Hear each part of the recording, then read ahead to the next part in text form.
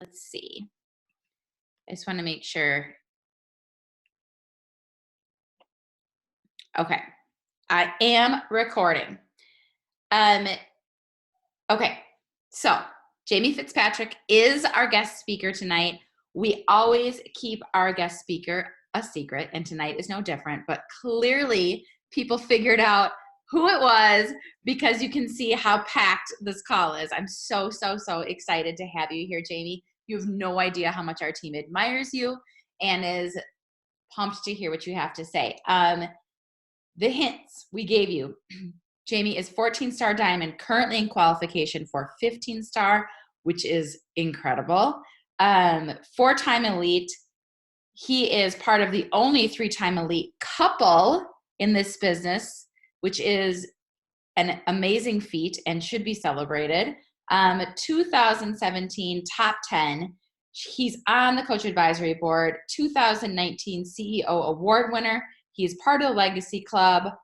And he has an incredible story of resilience and kicking ass to share with all of us. So I am going to turn it over because you did not log in to hear me speak. You logged in to hear the one and only Jamie Fitzpatrick take this call away. So I'm going to turn it over to you, and thank you so much from the bottom of our hearts for taking the time out of your busy life to speak with us.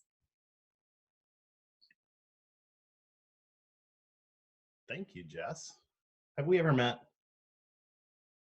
I don't believe so. No. In this business, everybody I meet now, it's like and even in real life, I don't know if I've met someone in person or on Facebook. So I just ask everyone, have we met? And they're like, yeah, we have 5 times. I'm like, oh, sorry. No, because you don't know, right? With Facebook and stuff. Anyway. You feel like you've never met in real life. So you feel like you know people you've never actually met in real life. I do not believe we have met, but I feel like I know you. Yeah. Thank you for the intro. Very nice. The accolades are great. They're very fancy, and yeah, for whatever reason, and I know why we have rankings and all that stuff like that, and it pushes people. I get all that, but it's I don't want to say it's not important because that's not what I'm supposed to say as a coach. But it's all that stuff really isn't that important. It's kind of fairy tale make believe stuff, if I'm going to be honest with you, because and just I will forewarn you, I will probably I don't hold back on calls like this. I will probably swear. I'm not angry. I just get very excited and passionate sometimes. And I will just bring it. I'm just going to be completely brutally honest with you because that's just how I am. And if I'm anything other than that, it's just a complete disservice to you, your business, what you want out of this. And I always say this too. This is just one dude, one person up in Canada who has opinions, has done some stuff in the business. I do the business a certain way. My wife does the business a certain way. We run the business together, but we're definitely different human beings in how we treat it. But of all the accolades and stuff like that, it really all comes down to what this business has done for my kids. And I'll probably cry on the call. I don't know. It's give or take 50-50. I might not. We'll see. But it's like, the things I remember, or the things that really resonate about this business for me, and it's why, and don't get me started on inviting and why people don't invite. And I get the whole insecurity thing, and you think the inviting, someone's going to say no, and you take that personally, and you feel guilty about offering up this opportunity.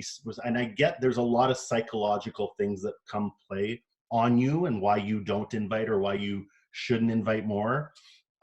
So all those accolades, it's like that stuff I kind of always push aside, and I go back to like stories I have in this business of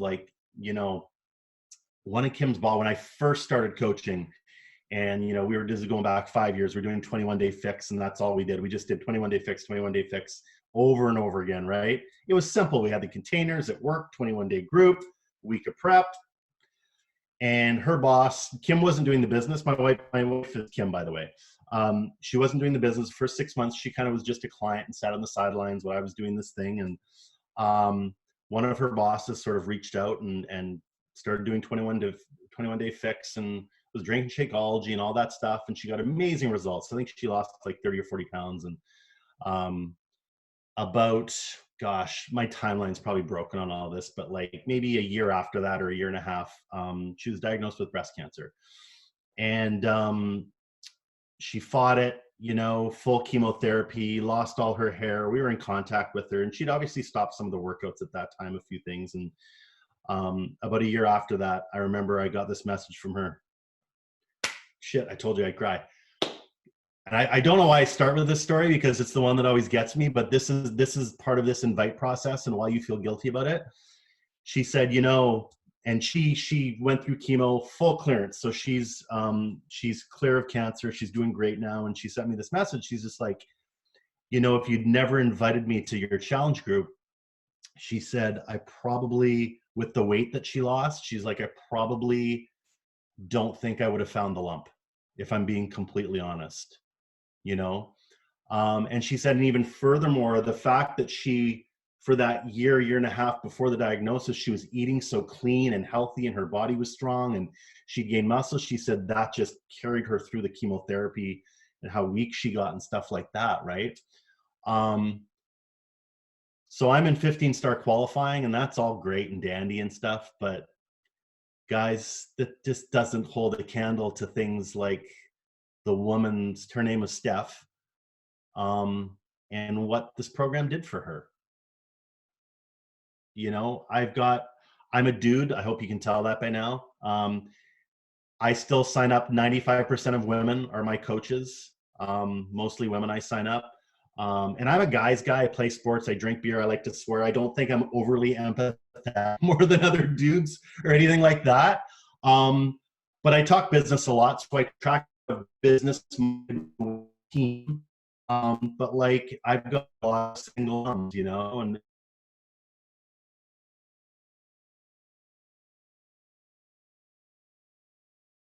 her daughter's Maya, and you know, insert income disclaimer. I don't know what it is, so someone put it in the chat. But like, you know, she's doing about $1,500 a week with Beachbody, and right now it's her only source of income. And I had to invite her 4 or 5 times to this opportunity.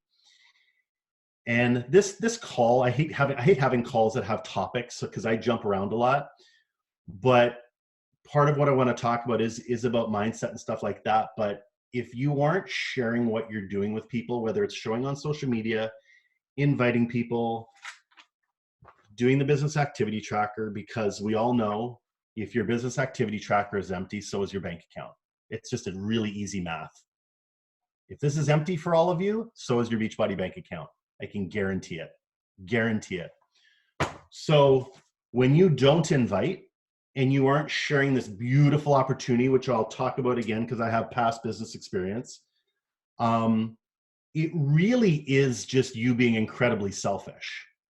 You think you're like, oh no, I'm not brave enough to invite, or I'm not. Well, no, it's not. You're not inviting, and you're not going through that process, and you're not inviting people to this opportunity because it makes you feel uncomfortable. You're making it about you. Guys, this isn't about you. It's about Steph, who I helped lose 40 pounds. And then she found the lump. And her kids still have their mom. It's about Christine, the single mom, who with what's going on in the world right now, it's her only source of income right now. And she said no to me 3-4 times. And I kept being persistent. Right? You not doing those things is because it makes you uncomfortable. That's selfish. Not only is it selfish, it actually doesn't really add up because you're trying to grow a business and grow your income, right? So those are the things, guys, that you really have to push past the guilt factor. Whatever reason why you don't want to talk about this with people, you got to get over that, because guys, it is not about you. Climb up outside of your little fence in the world that you're looking out of. It is about the other people that you can impact. And the other people that you're going to impact in the future, they don't even know you are going to be the lifeline for them yet. They don't know that, but they won't know it if you don't keep inviting them and following up with them. So I just wanted to start there. And guys, part of this is personal development and your own views on yourself and your insecurities and your limiting beliefs, because we all have them. I have them, you have them. We all have them. That's part of being human. But you have to get to a point in your life, in your business, where you have to get outside of what's happening in your own four walls and realize that you have this incredible, insane ability to alter the course of how someone else lives their life. And once you really understand that and you don't make it about you and how uncomfortable you are and that selfish factor, and I know that's hard to hear sometimes, once you get outside of that, your business will fly. It will soar. But you're building walls for yourself. You're just putting up these barriers and these walls. And yeah, I know personal development is important, and I don't want to make this call about that. But those are the things of why it's why leaders talk about PD so damn much. It's not about reading the book. It's not about reading chapter 7, 8, and 9. I pick up personal development books all the time, and I stop reading them after a chapter or two because they don't resonate with me. They just don't, so I move on to something else, right? It's like you have a certain flavor of person. Keep looking for things that resonate with you, but you don't have to read it start to finish. If it's not resonating with you, move on to something else. But the PD is about building up the armor for you and building up that wall of security for you so you can push past your doubts and your limiting beliefs and stuff like that. So I want to talk a bit about that, but I'll keep my story really short. I don't even know how long I have tonight. I can ramble. I could talk for 8 hours if you wanted me to. Don't worry, I won't. But my story, I'll start. I have a couple stories that are part of Beachbody, but I'll start with, really quickly. I used to teach high school. I taught it for 7 years. I actually loved it. I taught phys ed and history and geography and whatever else they wanted to give me. I quit teaching, left my pension. My brother and I opened up a retail store. It was a pet store called Bark and Fitz. We started franchising it out, and we had like multiple locations across Canada. We had one in New Jersey. Obviously had never done business before, learned a ton of stuff from that. But in that process, we brought in a business partner, classic story, it went sideways. We got into legal troubles with our franchisees. At one point, I was being sued for like $5-6 million with a wife and a newborn child. If you've ever been sued personally, it is one of the most stressful things, because what happens is when you start suing corporately, it's called like you break the umbrella or whatever, you pierce the umbrellas, you just start suing everyone personally too. That's what happened, and it was incredibly stressful. Ironically, because of that stress, I'm a self-medicator. Food, alcohol, other things we won't talk about, always have been my whole life. I'm very aware of it though now, so I can control it. But I gained 60, 70 pounds. I would stay up at night and like just through the stress of the business and like drink scotch, play poker. I had a newborn son and, my wife and stuff. And I was just not the greatest human being to be around then because I was under so much stress. Ironically, probably playing online poker one night and watching TV at 2 a.m, drunk, eating pizza. I'd, Haagen-Dazs and pizza. That's just what I did, right? P90X, Tony Horton infomercial came on, and I was like, oh, this guy's like overly energetic and happy, kind of annoying at first. And then you keep watching him and you're like, oh shit, this looks cool, right? So I ordered the infomercial. They were DVDs back then. And I just started working out in my basement because God help me, I was never going to go to the gym feeling or looking like that. I was ashamed. I was embarrassed. I didn't like myself to begin with, let alone physically. I was upset emotionally with who I was. And that started off with P90X. And we basically ordered every DVD set that Beachbody came out with. And we were customers for, 5-6 years before coaching. We were like 2-bag Shakio customers. We got Shakeology a little bit later in Canada, the US, but we ordered 2 bags. And I tell this all the time. This goes back to the inviting thing, guys. I tell people this all the time. And this isn't an ego. I'm not saying this out of ego or anything, but like Kim and myself both produce a shitload of volume, like a shitload of volume. And all of our business centers are stacked on top of each other. while we were clients, and we were on social media as we were clients, not a lot, not like now as coaches, but we were still on social media. You know, we knew what we were kind of doing, posting family pictures. We were your perfect clients. I don't know who our coach was. We were assigned to somebody. They never reached out to us. Don't know who they were. We were never in an accountability group. Not once, you guys, not once were Kim and I approached to be in an accountability group or about the coaching opportunity. And I'll guarantee you, if any of you on this call probably would have been like, hey, you ever heard about coaching? You know, when you watch the DVDs, Jamie, when you do your workouts and at the end, they talk about Summit and the coaching opportunity. Have you ever thought about, I'll guarantee you, I probably would have been like, yeah, this sounds cool, because I was open to things like that. No one ever invited us, guys. Not once, to anything. Not once. You never know who the next invite's going to be, guys. You just never know. So you have to keep doing that process. So going back to 2014, from the stress of our company, I basically came in one day. One of my business partners was my brother, who's now a coach, an elite coach with us. We brought in a third business partner. I came in one day and said, I'm out. I'm done. I can't handle the stress. I literally walked away from our own company, and we had done $60 million in sales. I walked away, guys, from the company because I was so miserable, unhappy, depressed, overweight. I left it, went to work with one of our distributors. And about in 2014, my wife was climbing the corporate ladder. She was in gerontology, working in old folks' homes for retirement communities. We both kind of enjoyed our jobs, but we were on the road so much.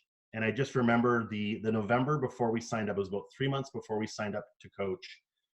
And I'd been sitting on coaching for about 8, 9, 10 months because I was scared, like most people are. I wasn't sure what it was. And that November, my wife and I saw each other. I believe it was about 4 nights we saw each other with our kids in 2014 because we were traveling so much for our jobs. And I remember us sitting on the couch and saying to each other, like, is this it? Is this what we're going to do the next 30 years of our life? Like, is this really what it's going to come down to? We had other people raising our kids, and I get it. We all have to do it, or a lot of us have to do it. We both had corporate jobs. We were the 6:05 parents, which means our kids would be in daycare after school till 6 p.m. at night. And we were both on the road for our jobs. And I'd be like, Kim, where are you? I'm an hour away. I'm like, okay, I'm an hour and a half. You got to hustle back and get the kids. And we'd always pick our kids up late. And they'd charge us sometimes the late fee that we were 6:05ers. We just couldn't make it back in time. And in January 2015, I signed on as a coach. January 29th, 2015, I signed on as a coach. And here's the thing, you guys, is that I really want you to, by the end of this call, I don't expect you to know everything about coaching and genealogy and compensation plan, because honestly, you'll learn that over time. And it's important, but it's not important, is what I'm about to say. But what I understood very early on in this business, because I did research it for 8, 9, 10 months, I'd done traditional business where we opened up a retail store, a pet store. It cost us $250,000 to fill the store. Our rent was this is going back, gosh, 2004. What is that? Yeah, 16 years ago now. I'm older than a lot of you. So unfortunately, our rent was like $6,000, $7,000, $8,000 a month. We had employees. We had to keep filling the store with product. Like it was like, it's called Bark and Fit. So it was like a cross between Banana Republic and like Lululemon for dogs. We color blocked everything. It was like boutique-y. It was just a different experience for pet owners. There's a lot of boutiques now, but back then we were kind of the first ones. So when people would come in, they're like, oh, this is cool. And we put it in like high rent areas, like high traffic areas where, you know, we opened our first store in the highest per capita income place in Canada in Oakville. And it was successful. And we opened 23 locations eventually. However, $250,000 to start the business. We borrowed a lot of that money from my parents who were retired. They were teachers. They retired. They took money out of their RSP to give it to us. We worked 364 days a year. We took Christmas off. Employee costs, product, the stress of it all. Then when we started franchising and getting into that process, when I found this business, and I literally Googled top Beachbody coach in Canada. I Googled that, and my upline, Miguel, his name came up. And I filled out his little form. I felt like I was applying for an application. I filled it out. He called me in like 30 seconds, and I picked up my phone. Manitoba's a province in Canada. And I picked it up. I'm like, hello? It's like, hey, it's Miguel. I was like, hi. Like, why are you calling me so fast, right? But that kind of set the tone for, he took the business that seriously. At the end of that call, I said, okay, so how much is it for me to join? Like, what's the business costs here? Thinking I'm coming from the business retail background of how much money it costs to operate an actual business and the rent and everything. And he's like, well, you have Beachbody on demand, or you have the DV. I'm like, yeah, I've got whatever I need. He's like, you have Shakeology? I'm like, oh, we take Shakeology. We're like on whatever other products. My wife used to do the Derm line they had years ago. And he's like, okay, it's in Canada. I think it was 40. He's like, it's $45. And I was like, what? I was like, what do you mean? He's like, no, it's $45 to join as a coach. I was like, what? That doesn't. I was like, it doesn't really add up to me. What do you mean $45? Like, that's what it costs to start the business? And he's like, yeah. I was like, okay.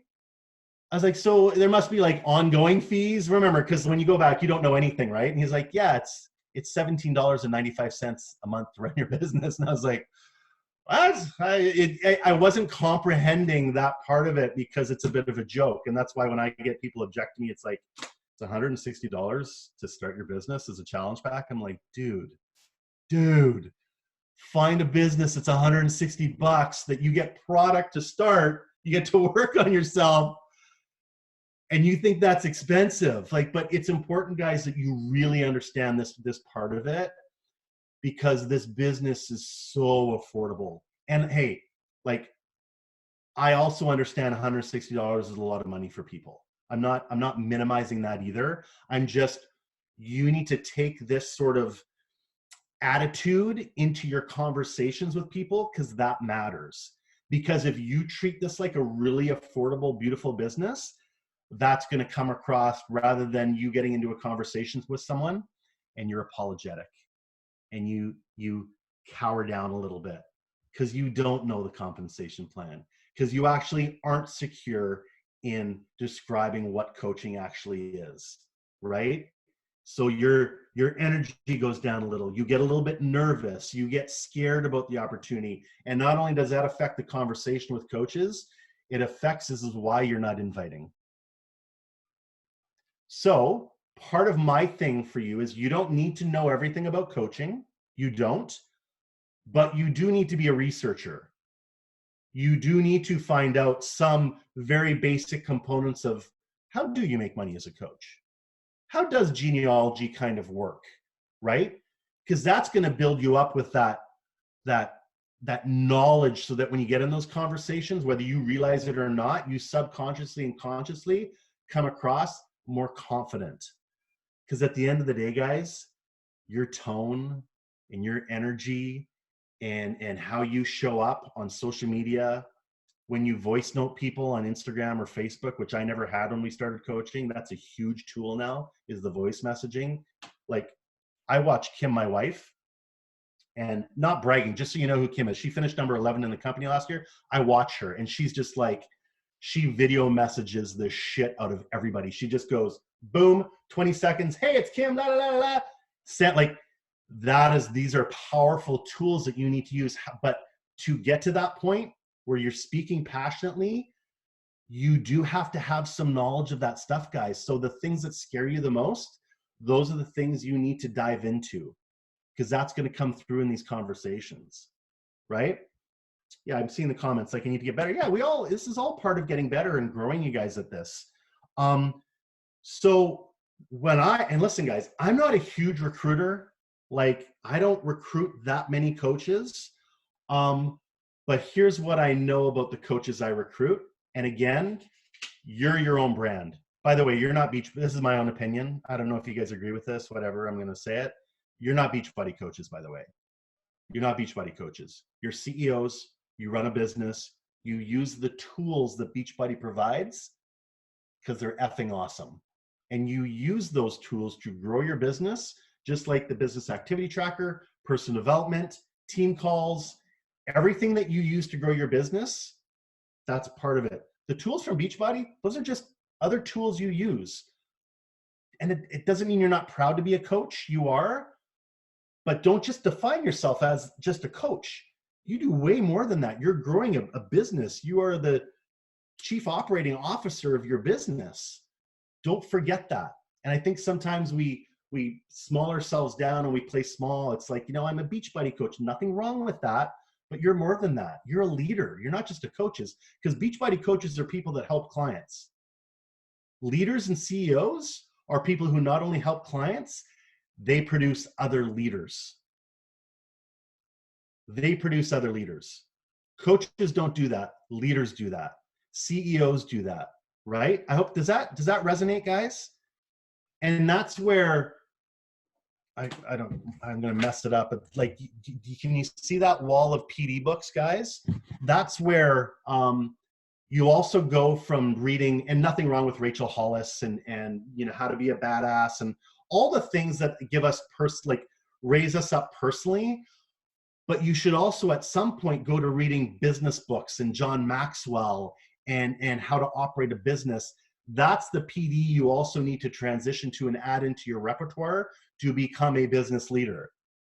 Don't just read books on how to grow personally. Read books on leadership and finance, right? And all those things. That's part of what's going to allow you to grow. Let me get my notes back up here. And guys, any questions so far? I'll try to read the chat as we go, or we can here, I just popped it up. But we can do questions at the end. So I want you to understand that. I want you to understand how amazing this business is. And it is so affordable, guys. It's so affordable. And the fact that and sometimes I have to punch myself in the face to remember that I found this business is dude, because I take it for granted sometimes. Because I forget, I feel so blessed that I found that. And the fact that we get to, your number one thing you should do every morning, guys, is work on yourself. Show me a business or job that does that. They're just not out there. And other network marketing companies don't do that either. This is really special. So just understand that. And the hard part is, how many people we have on here? We have 42 people on here. I can guarantee you there's some of you on here that still don't believe this business is as amazing as it is. You're still not quite fully 100% sold on what this could turn into. And I know that because some of you aren't adding coaches on your team. And some of that stems from lack of invites, confidence on social media, understanding what this business actually is. I don't believe it's a fitness business. I believe it's a leadership business. It's a growth business. It's an income business. It's a life changer. It's like a residual. It's a wealth creator. It's like when you sign someone up as a client and you're trying to help them lose weight, amazing, beautiful, love it. It's not my favorite part of the business, and that's okay. It might be yours.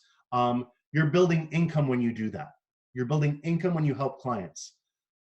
When you add coaches on your team, and this is where this is my wheelhouse. This is what lights me the F up, is when I get a call from one of my coaches who's like, Jamie, I don't have to put my kids in daycare anymore because I'm now making enough doing this that I don't have to go to work. That's the That's the shit.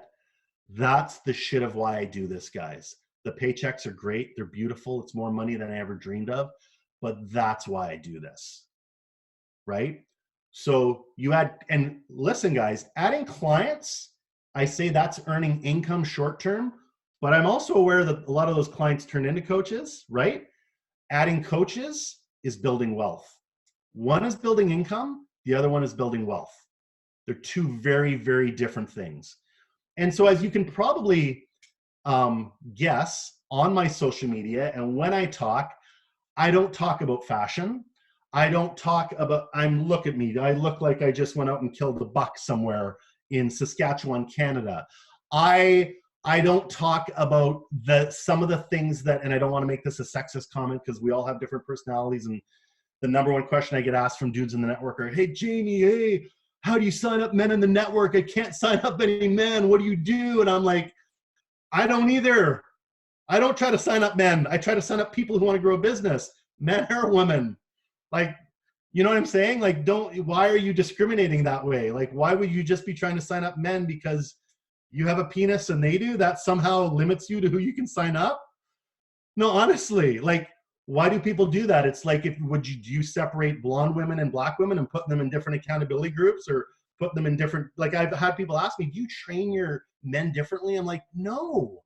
Why would you do that? Well, like, the business principles are still the same. Some people are like, I can't, the guy just said penis on a call. The business principles are the same. We just have different characteristics. And like, honestly, the women I attract as coaches on my team, they probably have a little bit more masculine energy like me, you know. They're probably a little bit different. Kim's coaches are very different than mine. We both have successful coaches, but like that, I'm trying to attract business owners.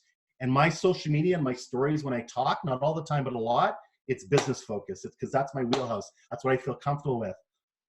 I'm on this extreme talking about the business, and I'm not always just being like, want to join as a coach, want to be a coach, business, you know, but I just talk about business in general and income and how that helps and why now you should start online business. And I talk that way. A lot of you, I'm over here. A lot of you are probably over here, where maybe you're doing a great job about talking about your brand and what you love, your kids, whatever you're into, you know, the 5 buckets that you talk on social media. If I'm over here, you probably have to inch a little bit into my territory a little bit to talk about business a little bit, because people need to know you run a business, guys.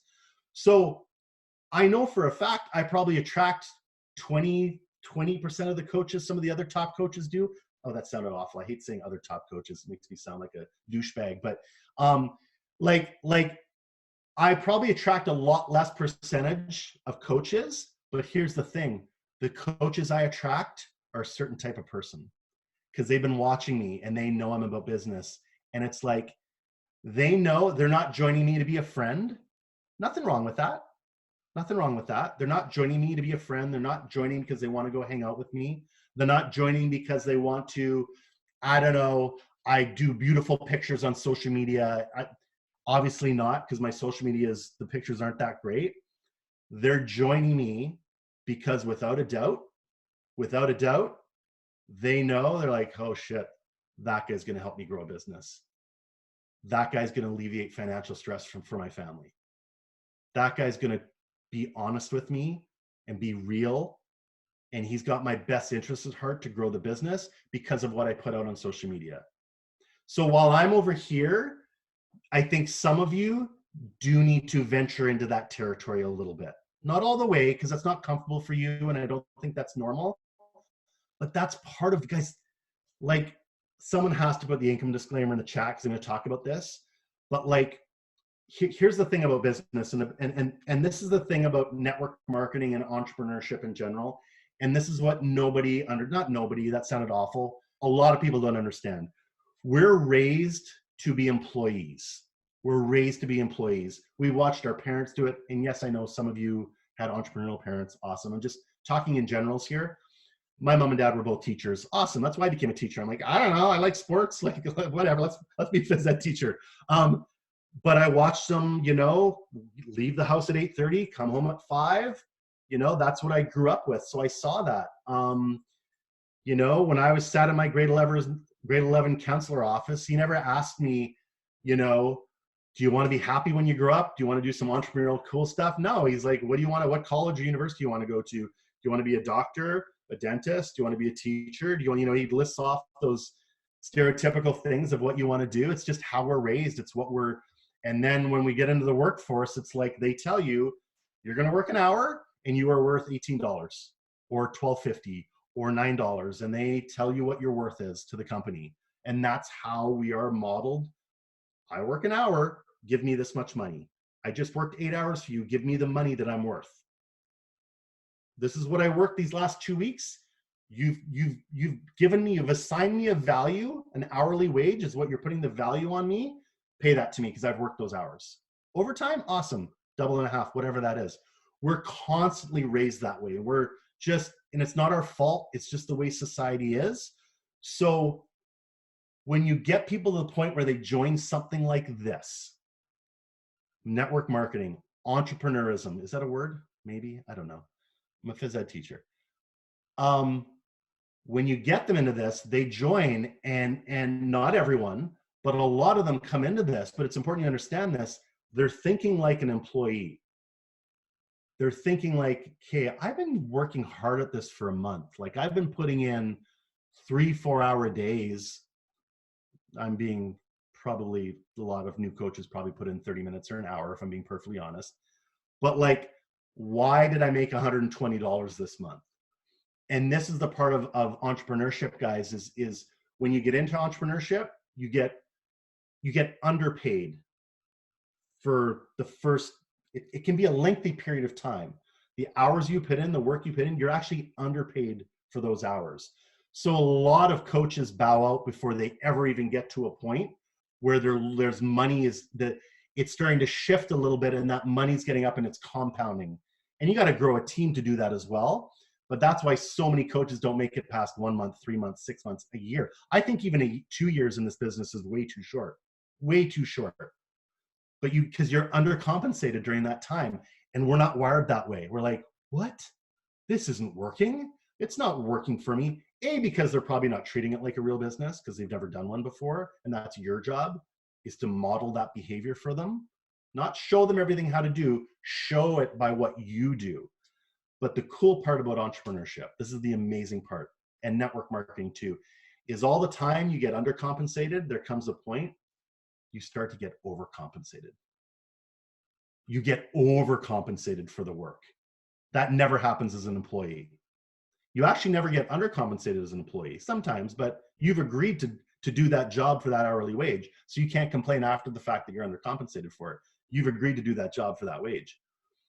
But people never make it to that point.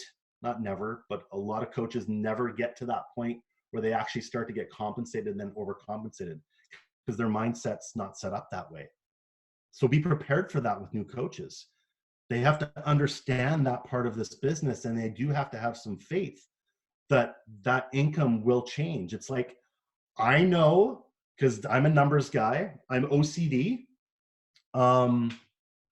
Like I'm OCD to a point where light switches, like that's me. I'm aware of that. I have to control it. It's good and bad. It's bad because there's things like addiction. That's an OCD thing for me.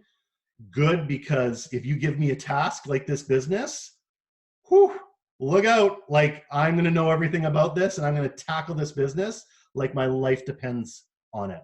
Right. So like, that's part of this, guys, is understanding that there is a level of patience and grit required to get through this. And newsflash, this isn't for everybody. And that's another thing that network marketers, some of them, they're like, they portray this opportunity like it is for everybody. It's not. No job is. Nothing's for everyone. It's not, you know, but you have to find enough people to join you on your team who want this as bad as you do. Okay. So just in summary, where are we at? We're at 40 minutes in. My God, I ramble a lot. So a couple things. Recognize how valuable this business is. Recognize how beautiful it is. It's going to require some patience, guys. It just will. And here's the other thing too, is I know we hear a lot about, well, let me ask you. In the chat, Jan, Feb, March, April, May, where are we at? Yeah, we just started Q2. At the end of this quarter, so 3 months from now, end of June, what's your weekly income goal in 3 months from now? Actually, that's really personal. You don't have to do that in the chat if you don't want to, or your rank goal. Just give me a goal at the end of 3 months. It can be anything. It doesn't have to be money focused. I'd love to know. Sweet.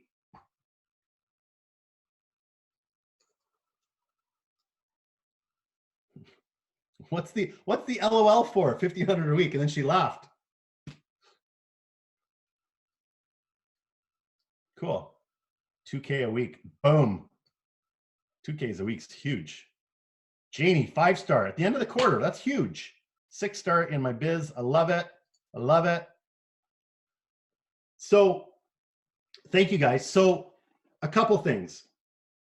I'm a firm believer that this business, it's built on urgency and periods of urgency in your business. You can't play up here all the time, but you can play up there quite a bit of time. It's kind of like, you know, you got to play up here as much as you can. If I it's what I when I'm always in these diamond pushes and stuff with our coaches, it's like I always tell them, if in 3 weeks time, and I don't want this to come across as morbid or overly negative, but in 3 weeks time, if I said to you, let's say diamond was your goal or whatever, I use this analogy a lot, and I'm like, if your goal in 3 weeks is to get to diamond, or at the end of this quarter is to be a 5-star diamond, and I don't know where you guys all sit now, so I don't know how crazy the goals you've listed are, because I don't know where you are now. But let's say it's within reach at least. If I told you you'd lose everything you have at the end of the quarter if you didn't hit that goal, I always use this analogy as like Success Club. Someone's got 5 days left in the month, you have to hit Success Club 10. If I said you'd lose everything and if you didn't do that in the last 5 days, do you think you'd hit Success Club? Of course you would. Of course you would. You would do everything possible you could to make sure you hit SC10, because the consequences are so grave and so large for you that your actions would follow suit. Guys, this is the secret and the difference about successful people and not successful people. They put those consequences on themselves.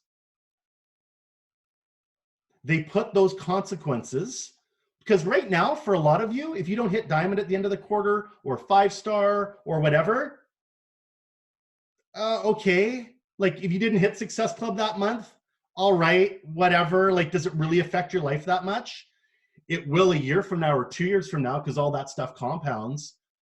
But this is the part of goal setting and stuff. It's great to have a goal. It's great to like have a vision for where you want to be.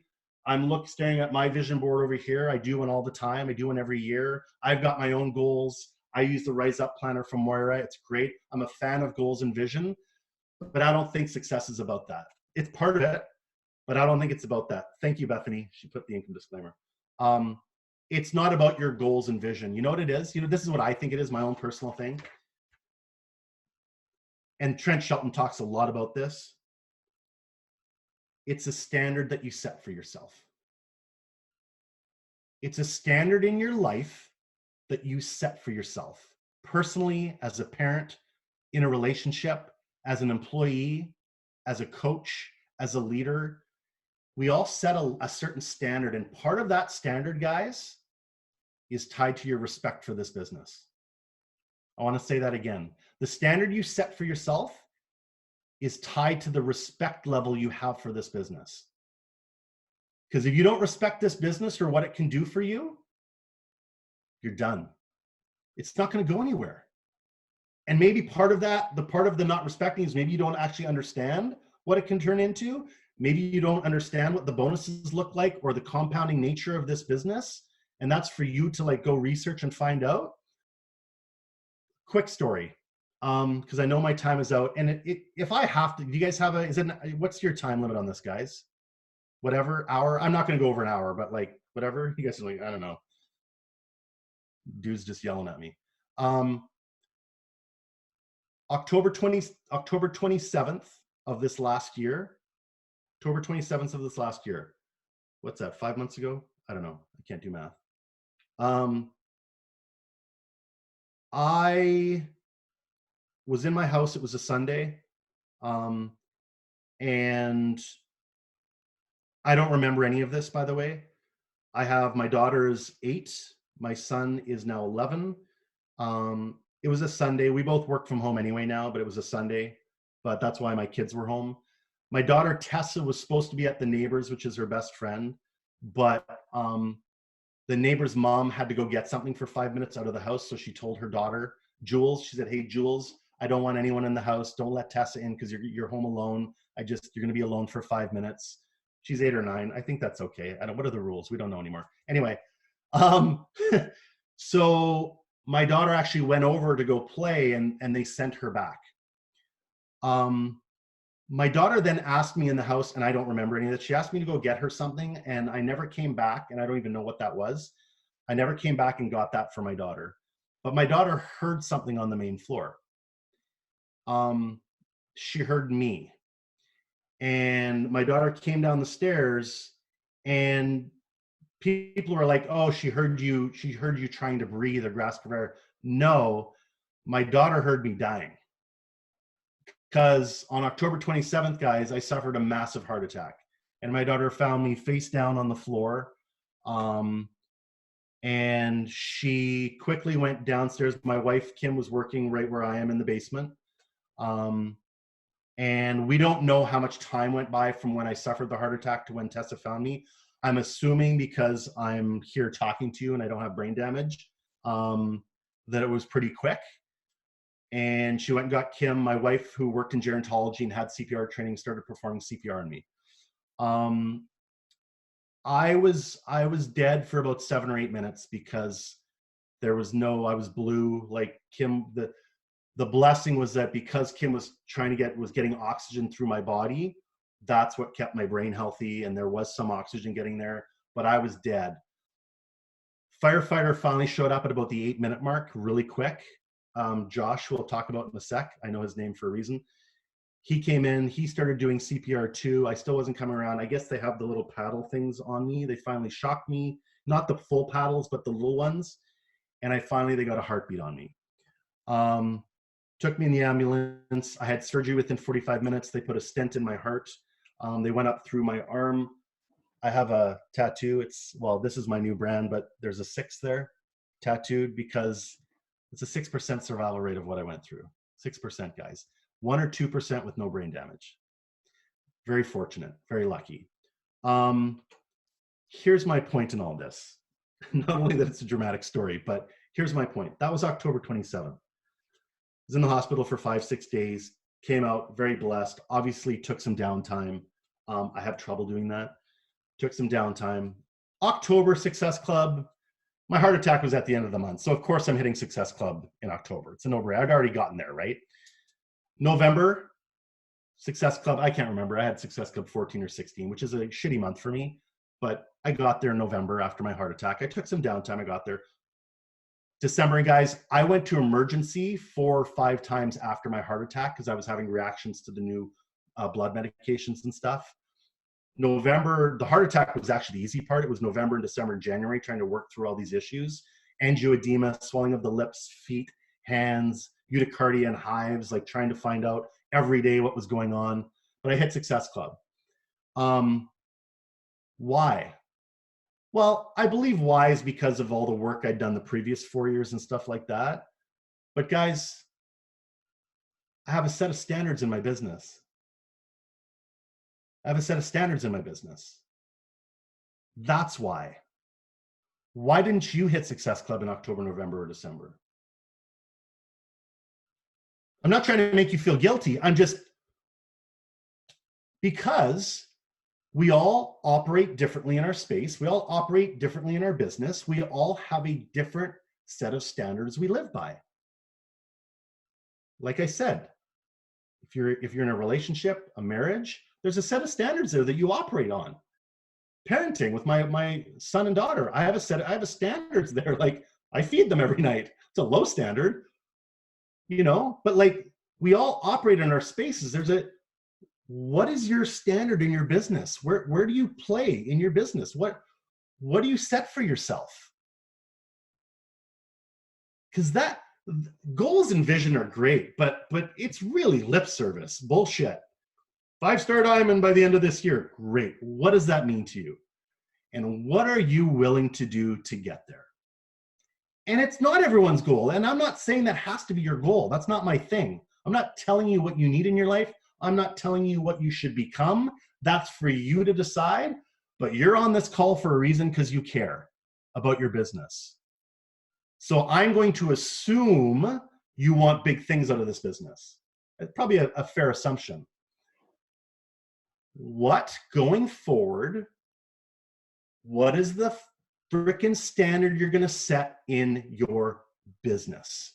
What's that look like to you? What's that look like to you? And then once you set that, hold that, live to it, breathe that, do that. And if you do that over time, you guys, my God, beautiful things happen. But we're as human beings, and I don't know what it is. It shocked me, and you know what? I've been doing this for 5 years now. It dawned on me about 18 months ago. I was sitting there one day, I'm like, holy shit. Not every coach wants what I want out of this business. No, honestly, for the longest time, I couldn't understand why people didn't work hard. I couldn't understand why people didn't want to get to diamond. I didn't understand why people weren't getting success. I was like, because I didn't understand people had different standards for themselves than I did.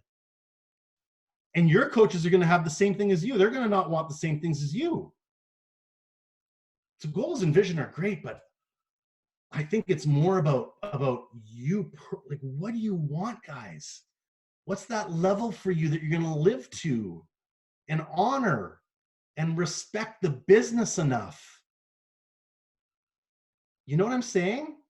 And guys, if any of what I've said tonight is kind of not necessarily pisses you off, but maybe is like, you're like, oh, that's kind of hard to hear. It's kind of annoying. Or like, nah, I've been working hard. It's like, if anything I'm saying annoys you, that's probably the stuff you should probably think a little bit about after the call and be like, why do I feel that way?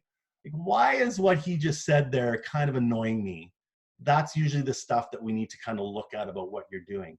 And like I said, guys, you don't need to want big things from this business. You know, you don't need that. But I'm just assuming you're on this call because you want some pretty big stuff out of this business. But I always say no one's going to walk into your house one day while you're sitting on the couch and make your dreams come true. It just doesn't work that way. It's not your upline's fault. It's not your downline's fault. It's not your spouse's fault, your kids, your job. It's just not. It's like that. And I could spend another hour on abundance and scarcity because I think that drives everything. You know, abundant people attract abundant things. Scarcity, you know, you live in scarcity, you don't trust people, you think people are stealing from you, you don't want to shut out your upline because you don't want to shut out your downline because people are taking your light. Like, these are massive things, guys, in your world. You know, it's like, why do you think people clash so much? It's abundance and scarcity. People are fearful that other people are going to steal their light from them. You know, all those things matter. And I'll just close it off here because I'm at my time here. It's like, of all the things you do in your business, you guys, and I also want to say, like I said, I'm just one guy. These are just my thoughts and opinions. You don't have to agree with them. I could be wrong on some of them. I could be right on some of them. We're all built differently. We're all human beings. You take what you can from this call, and I hope it helps you in some way, even if it's just one thing. But I don't know it all. I don't know everything. I'm just speaking from experience, past business world, as a father, as a business owner, as someone who's had some success in this business. I think a really good question you need to ask yourself every day is like, would you join you? Would you join you? Would you join your team? And this isn't oh, I'm not good enough, or I'm not, no, this isn't about that. It's like, are you consistent enough in your business activities and social media and all that stuff? Would you join you as a coach? If you were a brand new coach and you were the upline that was recruiting you, would you join you? And if not, that's a big issue. That's something you need to look at. It's something you need to look at. And that comes down to consistency and all those things, guys. All I know is this is one of the coolest businesses I will ever come across. It's just because you just don't get to work on yourself as part of your business. You don't get paid to work out. And that you do get paid to work out, by the way. That's part of your business. The community aspect of it, the fact that, you know, in my first business, the franchise world, there was no one mentoring me. There was no one reaching out to us. Hey, can we help you build your store out? No, like, the fact that you get calls like this, that people are just giving information and mentorship, and like I hope you understand how special this is. And if you don't, that's probably a reason why maybe things aren't progressing the way they should for you. That's probably a reason why. So dive into that stuff. Why is this business special? Like, what do you love about this? And then just show up. Just show up, guys. And once you start to show up, and I'm a big energy guy, like I think the energy that you wake up with and come into this world with, man, and I tell myself this, I'm just like attracting these people who want big stuff. Like I have this vortex of energy, not because I think I'm wonderful, but I'm telling myself and thinking this way. It's part of the abundant mind. I have this vortex and I'm just drawing in positive people. I'm drawing in hard workers. I'm drawing in people who want the same shit I do. I'm drawing people in who have massive grit and like, shit's gonna get tough, but man, I'm gonna fire through this stuff. And I ask on social media when I talk about, I'm like, I don't want lazy people. I want hard workers. I want people who are super busy. People are like, what? No, because you know what I know about super busy people? They're used to juggling balls in the air. And I want, because coaching is just another ball. And typically the more busy the person, it's just another ball they get to handle. So I ask for those people too. Organized. Yeah, they are totally organized. They have to be, right? Guys, I hope you found some value in that. I know I talked a lot. I'm sorry. Q&A if you want. I know it's late, guys, but I'm willing to stick around. It's up to you guys. Whatever you guys want. I'm easy. That was like the best call we've had maybe ever. Am I right, guys? Thank you. For real. Incredible. Do you guys want to, Jamie, can we steal you for like 5 minutes for some questions? No, I got to go to bed. I'm just kidding. Yeah, of course. Any questions that have come up? I know how valuable everybody's time is, so I don't want to keep you much longer, but literally hands down one of the best calls, if not the best call we've ever had. I needed to hear this. I know people's moods people are struggling right now. There's a lot going on in the world and a lot of weight on our shoulders and trying to navigate running this business from home with kids and all the things. We needed this call more than you probably even know. So we just can't thank you enough. But does anybody have a question, something that they want that's pressing that they want to? And Jess, I don't mean to keep talking. Please. But I'm going to. Guys, I'm struggling. Like I'm struggling. Like everyone's struggling, guys. No one's immune to this. What is it? April 7th? Like I'm at SC0. But I have a standard in my business and I will guarantee I'll hit SC10 because it's just what I'm going to do because that's just where I live. It's where I live. And that's the difference between people who accomplish shit and people who don't. That is it, you guys. I swear, that's it. Because I am not the sharpest knife in the drawer. I'm of mediocre intelligence. And I'm not kidding. Like I'm just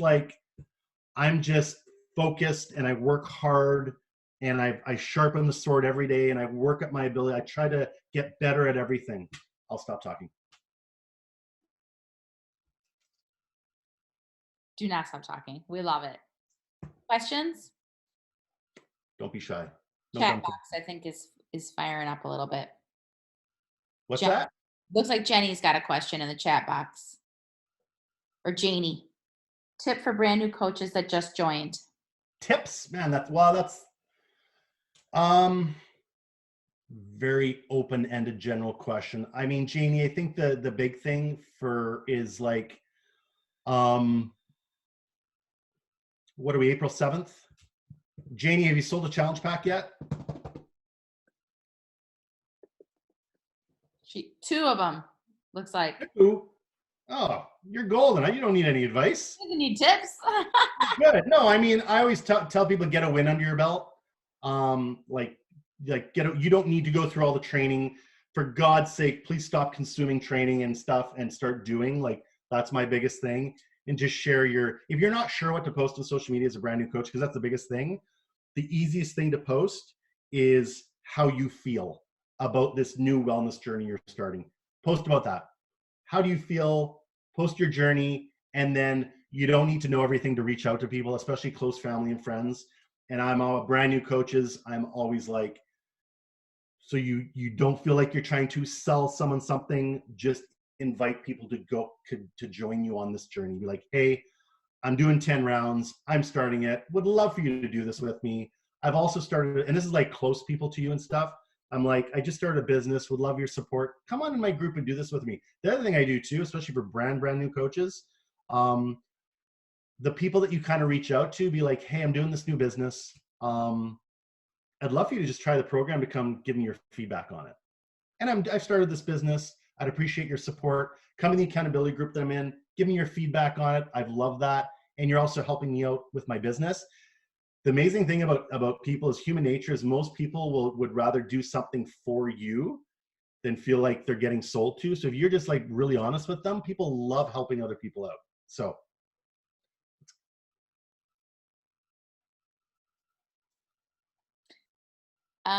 Sammy wants to know tips for coaches who are dabbling between going a full-time coaching or keeping a full-time job.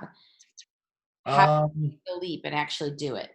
Yeah, it's a tough one because I don't know all your other circumstances. Do you have spousal income? I don't, that's a hard one for me to answer. Kim and I got to walk into my house one day, and Kim was on the couch, and I got to walk in the house, and I said, hey, sit down. And she sat down on the couch, and I said, hey, if you don't want to go to work anymore, you don't have to. She was like, if you ever get to tell someone that, like your spouse, that, it's a pretty cool moment. I got to tell her that. Our combined corporate income, what we were making as a couple, our Beachbody income, I think it was about 3 or 4 times our combined corporate income before before Kim left her job, and then I left it 6 months later. But again, I don't know what your situation is. So that's what we did because we wanted to be sure and stuff. But it depends on your situation. But that's how we took that decision. I'm a huge fan of John Maxwell. Like if you want to dive into, start with him. He's got a bunch of books out. I would just start going through his stuff. Gary Vee is a good one. Jab Hook is a good one. Trying to think who else. My top business ones. Seth Godin's awesome. I really love Seth Godin. Yeah, but John, if you start with John Maxwell, he's fantastic.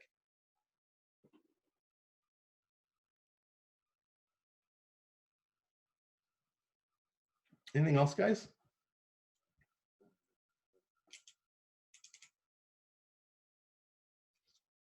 You guys, thank you so much for taking time out of your busy days. I know everyone's tired and overwhelmed, and it's incredible to see so much positive energy on this call. And Jamie, I cannot thank you enough. Seriously, this call was everything. It was everything we needed. So thank you. And we are just so glad that you have overcome death and you're here telling your story and inspiring all of us. So thanks again for taking the time out of your life to speak to all of us and encourage us and inspire us. Those of you who are a rock star, head on over to Rockstar Presenters, and Bethany's going to lead some live trivia after this call. But I'm going to post the recording as well. And thanks again so much, Jamie, for talking to all of us. And thanks to all of you for being on tonight. Let's make it grow. I enjoyed it. Thank you. Thank you so much. Bye, guys.